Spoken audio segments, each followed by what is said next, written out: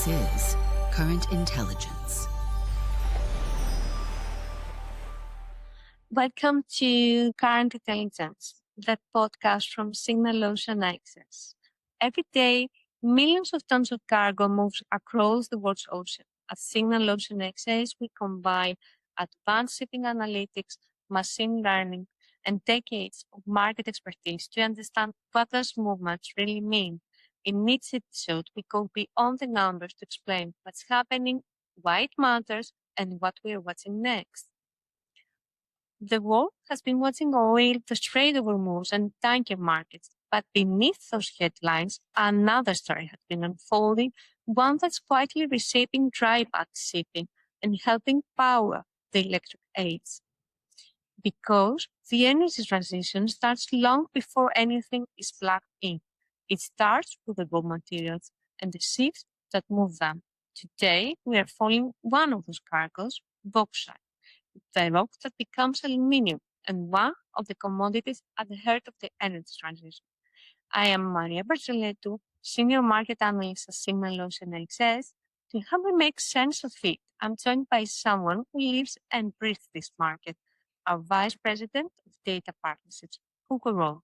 Hugo, welcome. Yeah. Thank you, Maria. I'm very glad to do this podcast together with you, especially discussing about this topic. Most people probably do not associate bauxite with the energy transition. It isn't the metal you ever really hear about. At the end of this conversation, I think they will see it very differently. Yeah, I hope so too. It's one of those commodities that has been quietly reshaping the dry bulk market over a decade, and today it's abuse. And just a point of history, of course, bauxite is not a new commodity.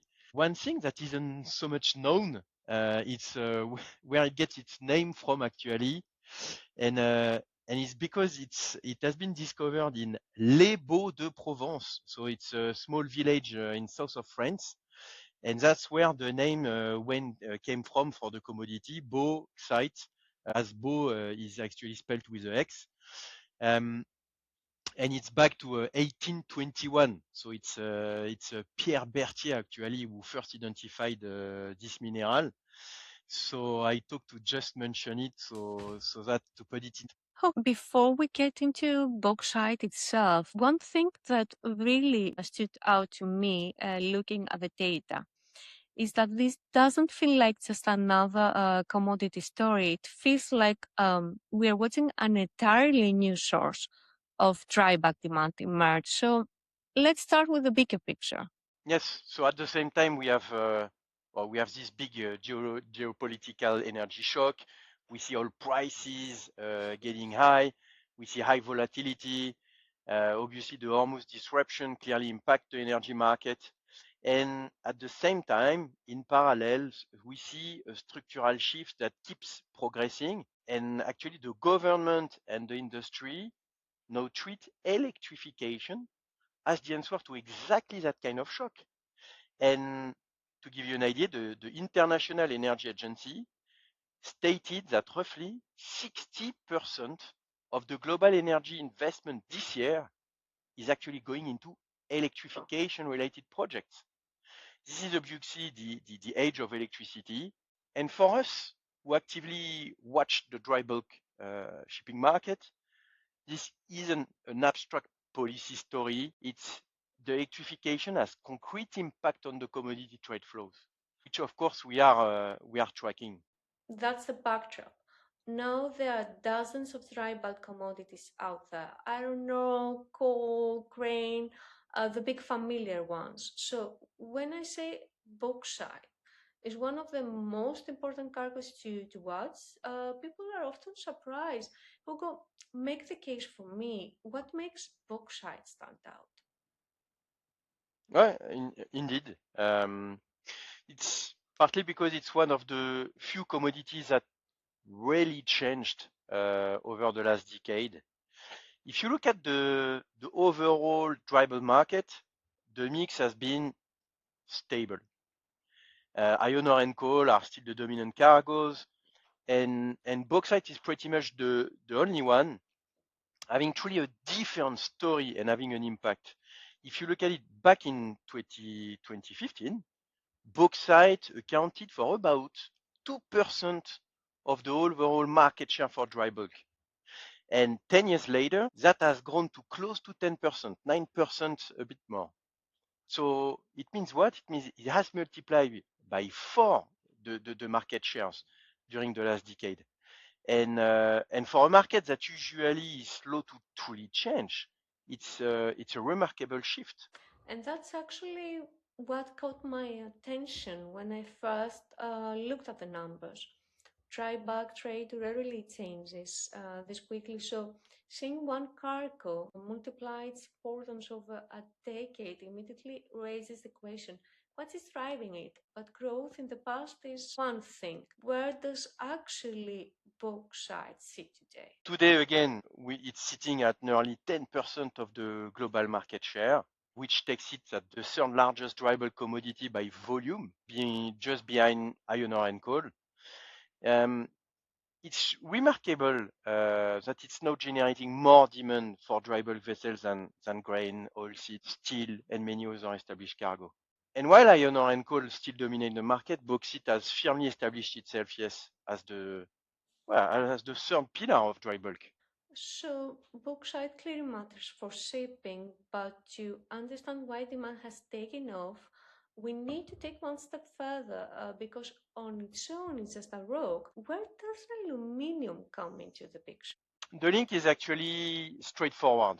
On average, it takes around 4 tons of bauxite to produce 1 ton of aluminium. To clarify and be more precise about the process, it's done in 2 stages. So first, you need 2 tons of bauxite, which are refined into alumina. And then those 2 tons of alumina are smelted into 1 ton of aluminium. And that's where the ratio of 4 to 1 comes from. So you can still consider that bauxite is the essential raw material at the very beginning of the aluminium value chain. So, that's 4 to 1 ratio is really the link we are following. 4 tons of bauxite moving for every ton of aluminium. But aluminium has been around for a long time. So what has changed? Why has it suddenly become so important? First of all, as we've discussed, the increase for bauxite happened over a decade. Now the overall demand for aluminium, for instance, if you read what the International Aluminium Institute is projecting, they claim it will increase by 40% by 2030. And that's the change. It's accelerating. And aluminium, in fact, is becoming one of the defining metal of the energy transition. Electric vehicle, they use 25% to 27% more aluminium than a conventional combustion engine car. And the battery, as it adds a lot of weight, then the manufacturer want to lighten the cars. And that's why they use so much aluminium. And you have to realize that by 2030 again, if we look at the same horizon, the global electric vehicles, the new sales, are expected to reach between 40 to 50 million vehicles a year. That will represent around 40 to 60% of the market share of any new car sold by 2030 already. So it's very close. Generating electricity is only part of the story, isn't it? Once that power is produced, it still has to travel hundreds, sometimes thousands of kilometers to where it's actually needed. Is that another reason aluminum has become so important? As countries expand and modernize their power grids, demand for aluminium increases as well. The long distance transmission lines are predominantly made from aluminium. Many think copper may rather be used as it better conducts electricity. In reality, aluminium is lighter, cheaper, and that's from far the preferred material for transmitting powers over long distances. So that also indeed supports a strong demand for aluminium. Absolutely. Is producing aluminum actually using electricity as such? Oh, it's a good one indeed. Here we are talking about electrification driven thanks to aluminium. An interesting, an interesting thing is that actually turning alumina into aluminium, so it uses electrolysis. It's extremely energy intensive process. And electricity is actually one of the highest cost itself of aluminium production. And that's why, in fact, aluminium smelter traditionally have been built where abundant and competitive priced power is available. So yes, aluminium production itself is actually supporting electrification. So it's an interesting one. If you want to see the energy transition happening not through headlines or policy announcements, but in real trade flows, you could simply follow a bauxite, right?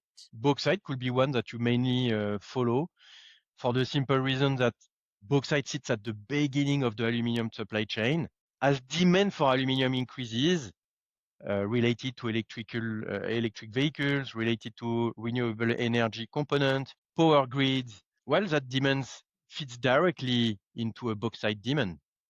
And that's why seaborne bauxite trade has become such a powerful indicator. How quickly the physical infrastructure of the energy transition is actually being built. So we have established why demand is growing, but in shipping, demand is only half the story. Geography matters just as much. Where does this bauxite actually end up?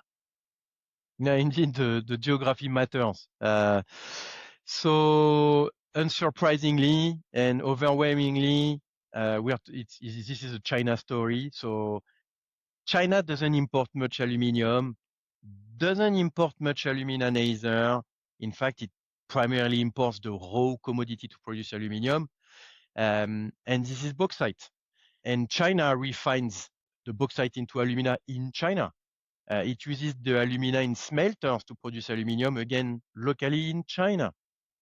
So, as mentioned, producing aluminium requires an electrolysis process to transform the alumina into aluminium. And this is quite energy intensive. So it does require cheap and abundant electricity. And it's worth mentioning that actually China uses, despite the fact that they are investing in hydro, solar, and nuclear, but of course, the future of further electrification may change that mix. So when we talk about the aluminium story, for us in shipping, it's really a bauxite into China story.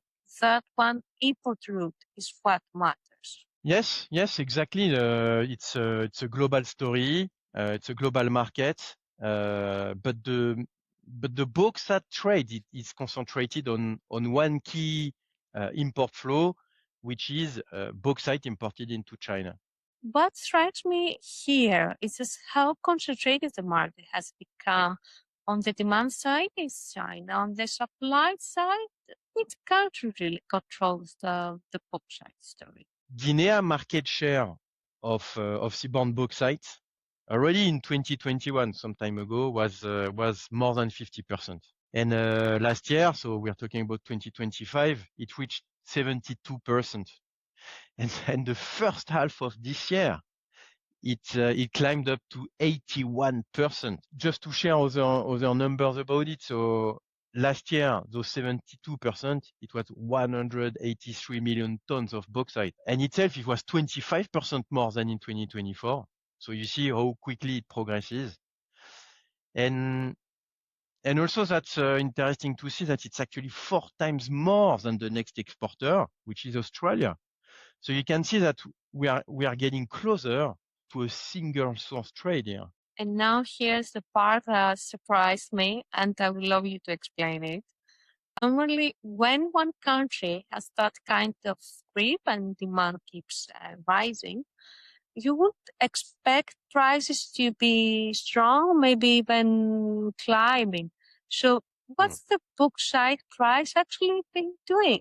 So logically, you're absolutely right. Yes, it's tempting to think that bauxite prices should remain firm and be even possibly rising.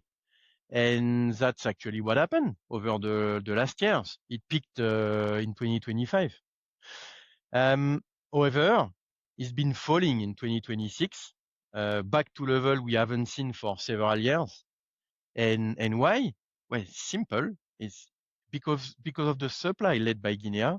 Actually, Guinea has been oversupplying the market with bauxite, and that oversupply is exactly what is now triggering a new policy response from Guinea. Guinea has already announced it will set up some cap of exports. It will look at setting up license-based systems and targeting cap to 150 million tons a year of export of bauxite. So, referring to the number I mentioned before, it's 28 million tons less than it was last year. So that will already bite clearly the second half of this year, and that will get us way below what was shipped last year. So if I've got this right, it's a deliberate move. Guinea holding back its own supply to protect the price, maybe even push it up. That's the logic. As Guinea controlled the world dominant supply, of course, it's not in their interest in seeing weak prices. So they're trying to control and support the prices, indeed, with quota and licenses. So this is what makes bauxite so interesting right now. You got two forces pulling in opposite direction. The long-term demand picture points in one direction, while the short-term policy picture points in another. That's fascinating combination, isn't it? Yeah, absolutely. It is very interesting, fascinating even. And honestly, what makes Guinea bauxite interesting is the structural demand megatrend says that bauxite volume will rise for years. And on the other side, on short term, mid term, we've got a country trying to cut the export volume to defend the pricing and therefore maximize its own revenue.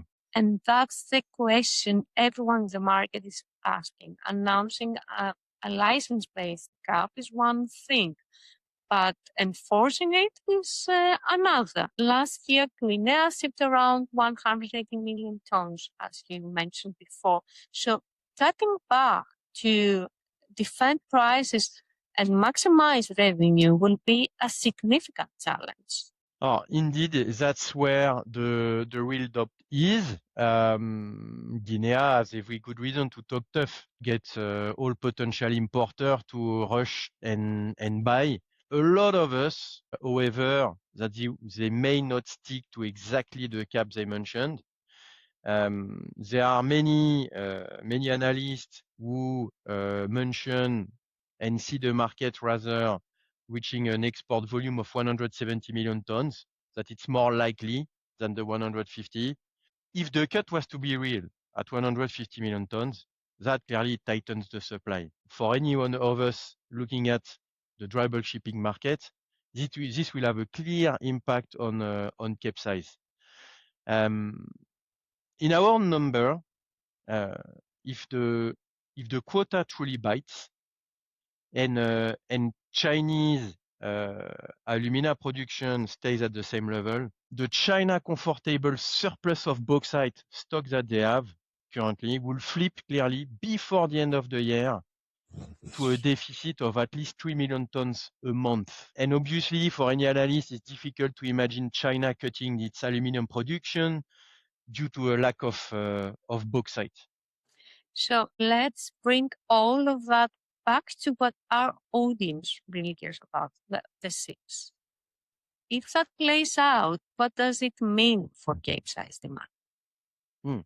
So indeed, that's the interesting story for dry bulk shipping. And here is the story. So the swing, so the delta between the two scenarios, so the bauxite keeps flowing and quota bites, that represents roughly 46 Capesize of demand. So we have two scenarios. So the low case, if the quota bites, we still see an overall increase for Capesize over a year, considering all commodities, of course, but only of 1%.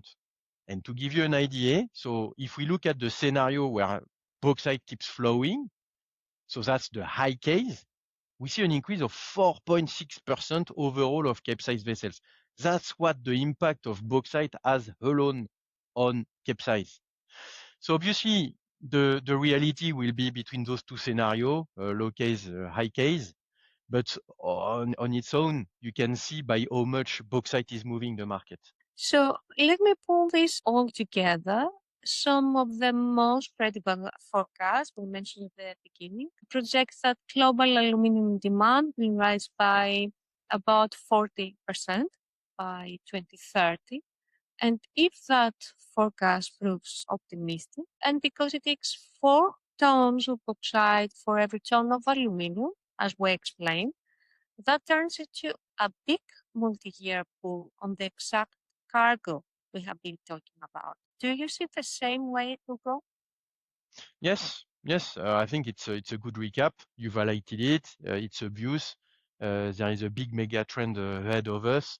It will keep the demand strong. But again, we should keep in mind that the short term, with the Guinea quota and licenses, it can make it a bumpy year. With mixed signals, with price fight on bauxite, maybe a dip in volume. But indeed, on the longer trend, we've got an upcoming increase for demand for bauxite.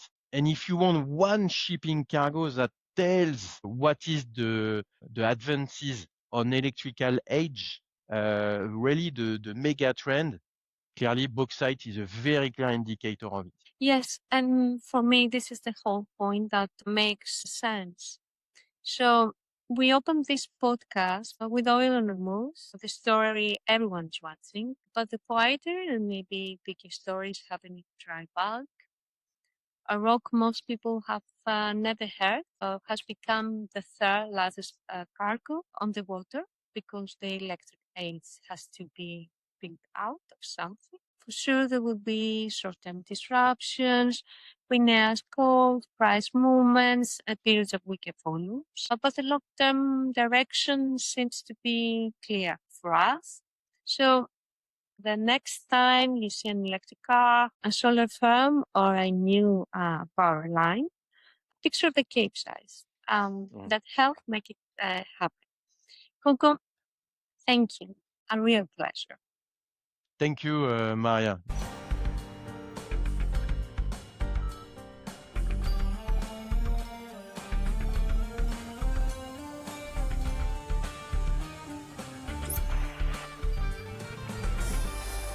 This is Current Intelligence.